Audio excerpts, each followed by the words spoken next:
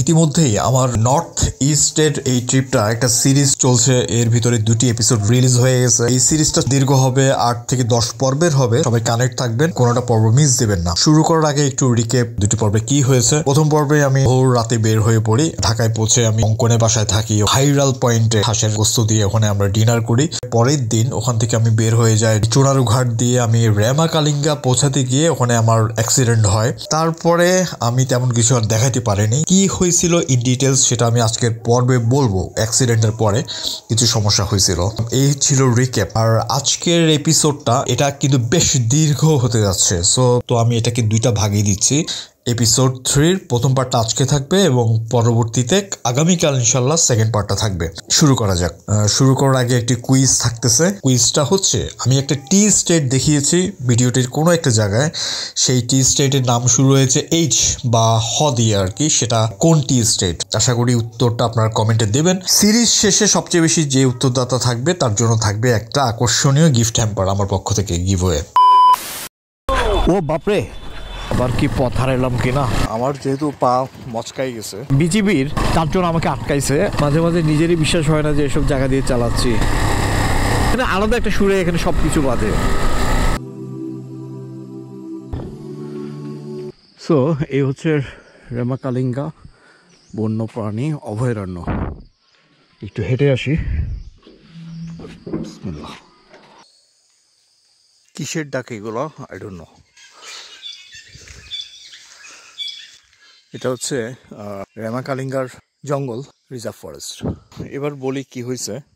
ওখানে পড়ার পরে তো লোকাল ইয়ারা মোটরসাইকেলটা তুললো, আমার পায়ের উপরে কিন্তু মোটরসাইকেলটা পড়ছে, ডান পায়ে এটা মচকাইছে, ব্যথা করতেছিল। যাই হোক, পুরা সারা গায়ে তো কাদা। তো ওইখানে একজন আছে লাসু ভাই, এর আগে আমি ওনার রেমা কালিঙ্গা রিজার্ভ ফরেস্টের মুখে ওনার একটা রিসোর্ট আছে নিসর্গ। তো ওইখানে উনি অবশ্য ছিলেন না, আমার তো সারা গা ভিজা। উনি পাইছে 1 ঘন্টা পরে, তো 1 ঘন্টা আমি ওয়েট করছি ওই ভিজা জামা কাপড়ে আর কি, মানে কাদাগুলো কোনো মতে একটু ধুয়ে নিছিলাম। তারপরে ওনার যে রিসোর্টটা আছে এটা আবার একটু খাড়া দিয়ে নামতে হয়েছে আর কি, ওদিক দিয়েও আমি পড়ে যেতে নিছিলাম, ওটা আমি এখনই দেখাবো।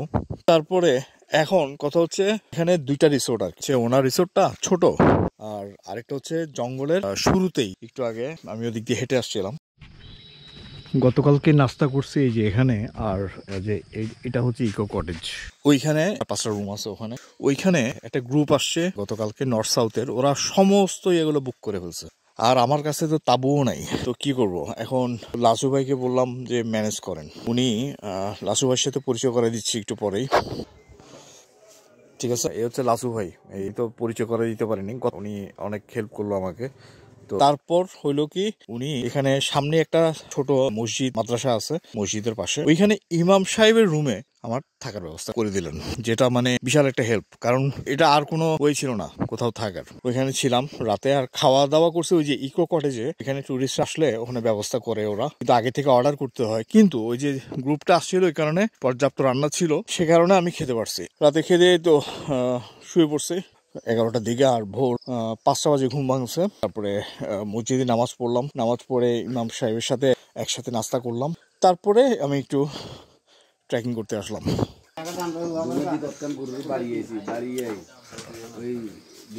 এখন তো সকাল 7টা বাজে, একটু পরে বের হয়ে যাব। ট্রেকিং প্রায় শেষ। ক্যামেরাটা পড়ছে একদম কাদার মধ্যে গিয়ে, মানে আল্লাহ শুকর যে এখনো যা রেকর্ড হচ্ছে। সুবহানাল্লাহ। এবার দেখাই এই রোড দিয়ে আর কি, এই রোড দিয়ে বাইকটা নামাইছি পটে উঠাইতে পারবো। দিক দিয়ে এসে এইভাবে করে একটু কাত হয়ে ঢুকতে হবে আর কি। বাইকটা এই সাইডে পড়ছিল, এই যে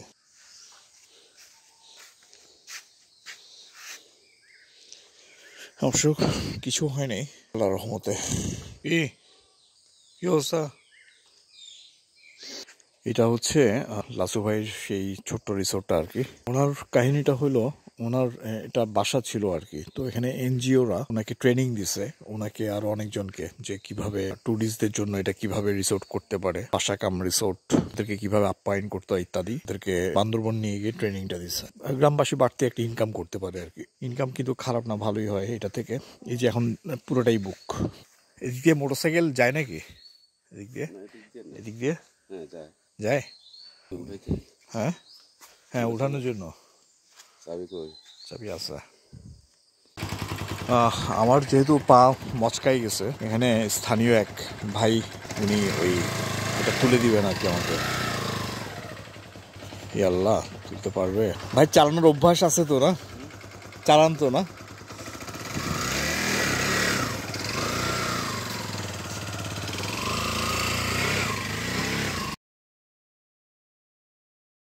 মোটরসাইকেলটা যে আমাকে হেল্প করলো আর কি, তো উনি একসময় এখানে এই যে হ্যাঁ গাইড হিসাবে কাজ করতো আর কি। তো এবং আমার মনে হয় যে আমি আমার লাস্ট টাইম ভিজিটের সময় যখন ঘুরতেছিলাম ভিতরে, জঙ্গলের ভিতরে, তখন উনি দুইটা ট্যুরিস্ট নিয়ে ফটোগ্রাফার ঘুরতেছিলেন এবং সম্ভবত আছে, আমি দেখি ভিডিও ক্লিপটা আমি পাই কিনা। এই যে ভিতরে গোপালা গাছটা আছে না, ওইটার উপরে দেখবেন অনেকগুলো আছে। আচ্ছা, বসে আছে যে দলা বসে, দেখছেন? এখনো দেখেন নাই? এই যে পালাচ্ছে, বিশ্বাস করতে পারেন নাই না? চশমা বানর, হনুমান হনুমান।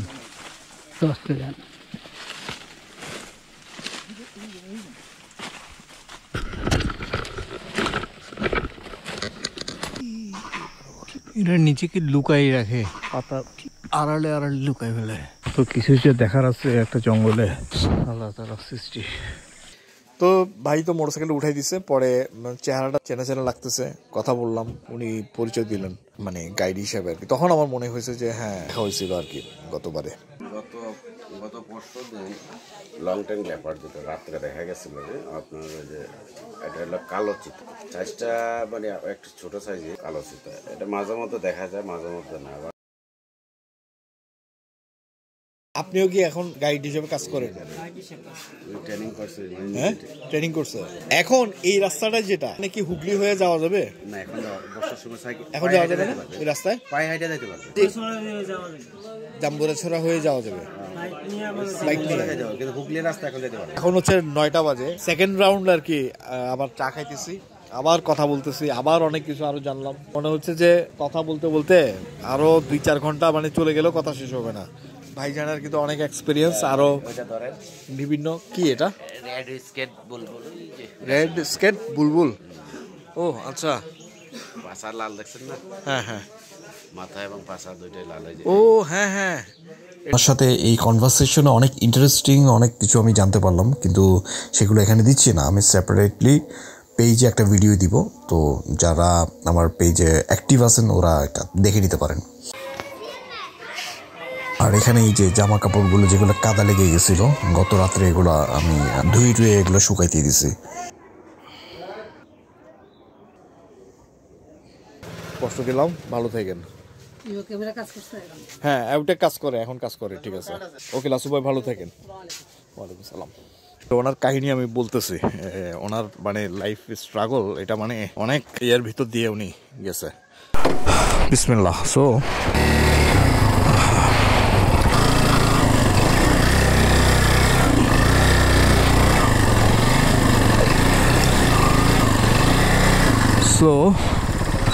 আল্লাহু আকবার। আমি কালিঙ্গার জঙ্গল দিয়ে ঢুকে বের হয়ে যাবো ইনশাল্লাহ শ্রীমঙ্গলের দিকে। আল্লাহু আকবার, আল্লাহ ভরসা। জঙ্গলের ভেতর দিয়ে যাচ্ছি, সেটা তো এক্সাইটিং ব্যাপার, কিন্তু বৃষ্টি হওয়াতে অনেক জায়গায় কাদা হয়ে গেছে। তো ওটাই হচ্ছে চিন্তার বিষয়। যাক, আল্লাহ ভরসা।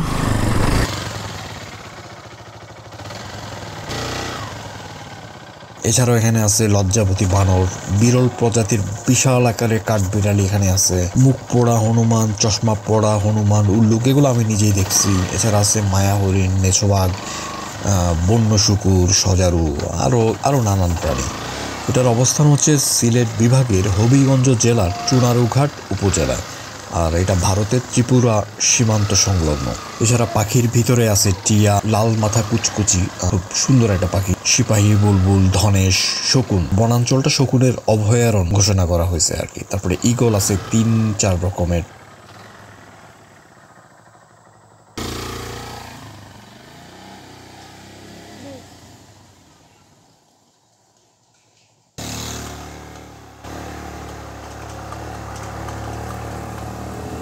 অনেক খারাপ।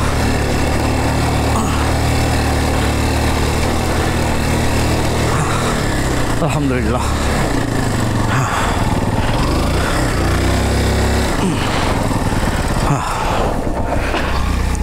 এবার ওই দূরে নিচে নামতে হবে আমাকে ক্যামেরাটা আনার জন্য।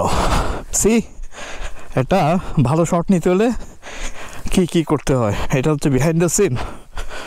সো প্লিজ এতটুকু যারা দেখছেন এটা কমেন্ট করে যাবেন, এতটুকু তো আশা আমি করতেই পারি আপনাদের কাছ থেকে। Okay, thank you very much, don't forget. হ্যাঁ, এই মোবাইল এটা নিয়ে যদি কেউ তোর মারে, আল্লাহ। আমি এবার কোনো স্ট্যান্ড আনি না, এটাই আমার ট্রাইপড। এটা বন্ধ হয়ে গেল, তার মানে কি হয় নাই? কি পরিশ্রম। একটা অঞ্চল রেমা, কালিঙ্গা, ছনবাড়ি ও রশিদপুর এই 4টি বিটে ভাগ করা আছে।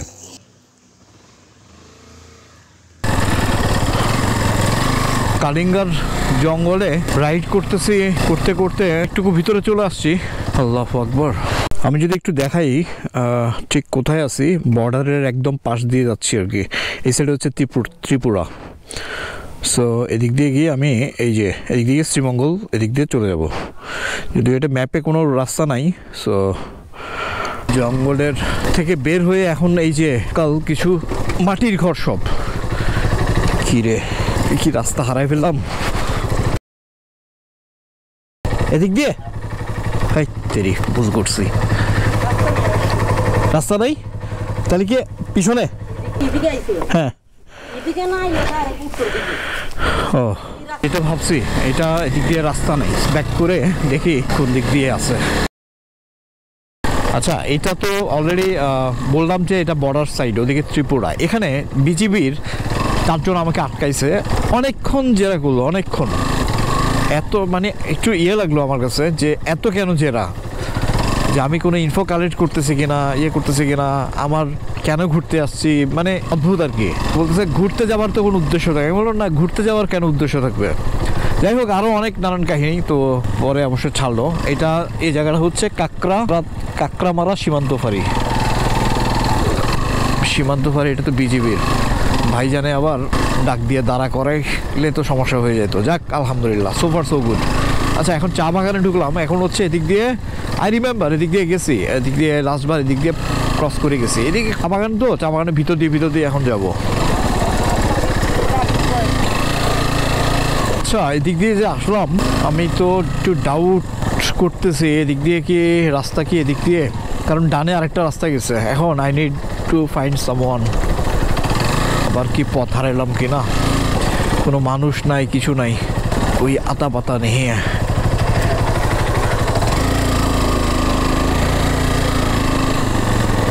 এই সুবহানাল্লাহ, ঘুঘু পাখি সুন্দর কিন্তু খুব, সুবহানাল্লাহ। ধান খেতের শাড়ি, চা বাগান। কথা হচ্ছে এই রোডটা অনেক লম্বা, আমি অনেকক্ষণ থেকে চালাচ্ছি, মোটরসাইকেলের তো দাগ দেখতেছি না। তো একটা চিন্তা হচ্ছে যে মনে হয় আমি ভুল পথে আসছি আবারও। এমনি রাস্তা তো খুব সুন্দর, অবশেষে সামনে কিছু মানুষ দেখা যাচ্ছে। যদি এবার যায়, যদি না হয় অনেক দূর আবার ব্যাক করতে হবে। এটা বলতে পারবে শ্রীমঙ্গল কোন দিকে? এদিকে না?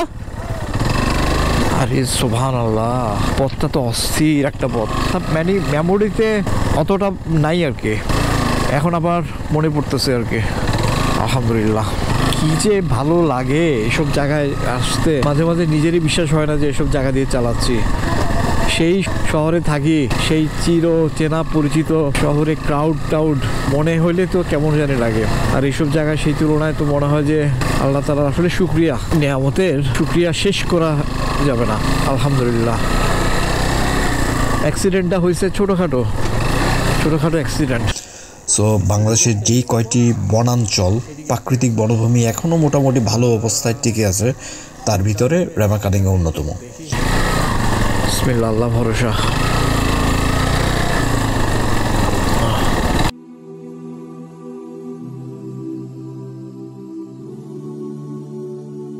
ওদেরকে জিজ্ঞাসা করাতে এটা জানতে পারলাম এদিক দিয়ে। এটা তো আসলে সো হার্ড, এটা এটা মাথায় রাখা তো আসলে মুশকিল। সুবহানাল্লাহ, কি সবুজ! এদিকে যাইতে বলছে, এই তো এখন তো ফেরকা পড়ে গেলাম। আচ্ছা, এটা সাইকেল আসতেছে, দেখি ওরে জিজ্ঞেস করি। ভাইরে বলি একটা ছবি তুলে দিতে। ভাইয়া একটা ছবি তুলে দাও, ছবি।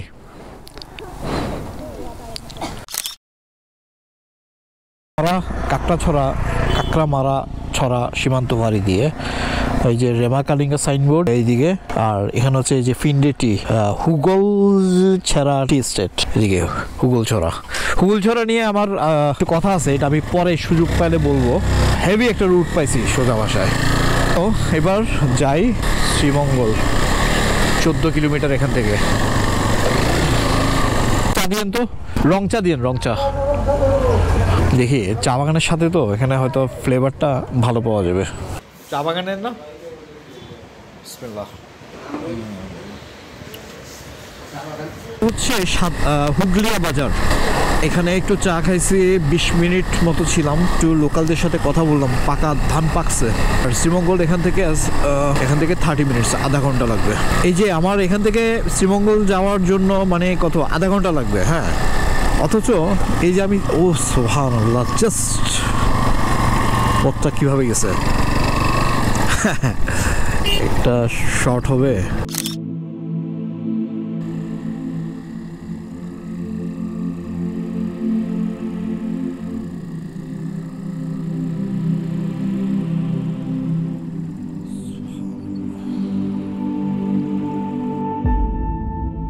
পাকা ধানের গন্ধ,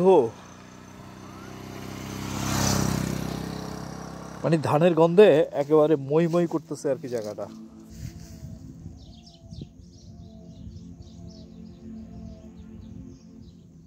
রুটের সাথে মিশে গেছি, এটা মানে ভাষায় বোঝানো সম্ভব না। মনে হয় যে এই তো এটা বাংলাদেশ, এই তো মনে হয় আমি বাংলাদেশি, আমি বাঙালি, সে যাই হোক না কেন, এটা তো আমার, এটাই তো আমার অস্তিত্ব। এই জন্যই আসলে মনে হয় বলে যে ভ্রমণ মানে নিজেকেই চেনা। এই যে এখানকার কথা বলি, রুরাল এরিয়া, এক পাশে বর্ডার, হ্যাঁ, এখানকার একটা ভাইব বা একটা সুর, হ্যাঁ, একটা নিজের এখানে আলাদা একটা সুরে এখানে সব কিছু বাজে। আমি খেয়াল করছি এখানকার মানুষদের চেহারাও আলাদা, ওদের কথাবার্তা। এটা কিন্তু সিলেটের ভিতরে, সিলেট বিভাগের ভিতরে, কিন্তু আলাদা, সিলেটের মতো না, সিলেটি ভাষার মতো না। এখানকার মানে এই যে মাইলের পর মাইল ধান ক্ষেত, এখানকার একটা যেই স্বকীয়তা, এটা আসলে আমার মন যে এত মানে ডিপলি ছুঁয়ে গেছে। একই সুরে আমি মনে হয় নিজেকে মেশাইতে পারছি। সুবহানাল্লাহ, সুবহানাল্লাহ, সুবহানাল্লাহ। আমি আল্লাহ তাআলার হাজার লক্ষ লক্ষ লক্ষ কোটি কোটি শুকরিয়া করি, এত আল্লাহ তাআলা সুন্দর সুন্দর জায়গাগুলো আমাকে দেখানোর তৌফিক দিয়েছেন, আলহামদুলিল্লাহ। আমি শাউট আউট দিচ্ছি, thank you so much Nasim, Rupu, Tahsan, Shoaib, Ankan Siddique, Ashanto rider, সবাইকে thank you so much comment করার জন্য। সো সবাই ভালো থাকবেন, দেখা হচ্ছে আগামীকাল। আল্লাহ হাফেজ।